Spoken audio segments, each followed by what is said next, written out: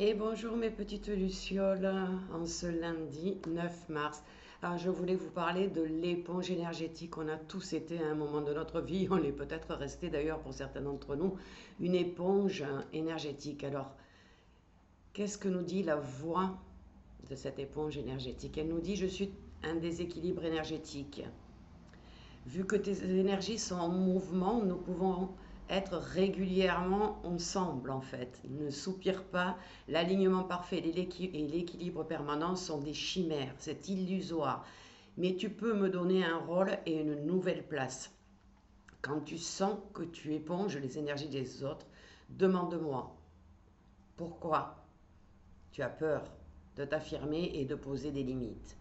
Quand tu sens que je suis en train d'exécuter ma mission, fais une pause.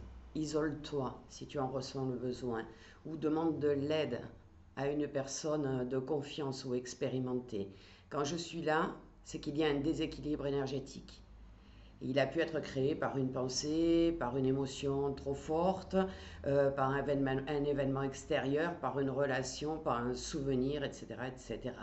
Les sources sont diverses, elles ne sont pas figées. Quand ce déséquilibre énergétique est présent, tu as besoin de te recentrer, tu as besoin de prendre soin de toi, de prendre du temps pour toi. Tu as besoin de te questionner, tu as besoin de comprendre, tu as besoin de te retrouver avec toi-même. Tu n'as pas forcément besoin de faire des dizaines de protocoles pour retrouver rapidement un équilibre.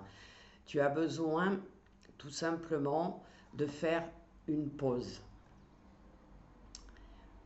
Tu as besoin aussi tout simplement de communiquer avec toi-même.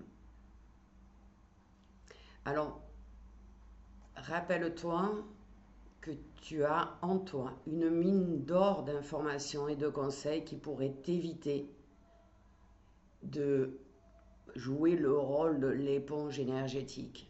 Parce que n'oublie pas que quand tu éponges les autres de leurs énergies, tu les avales. Et elles vont créer ce déséquilibre énergétique en toi.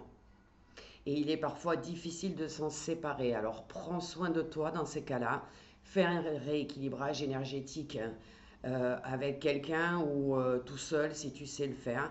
Euh, Pose-toi et isole-toi. Évite de rencontrer pendant quelque temps des gens qui ont un déséquilibre énergétique fort et qui vont automatiquement, de par cette faiblesse,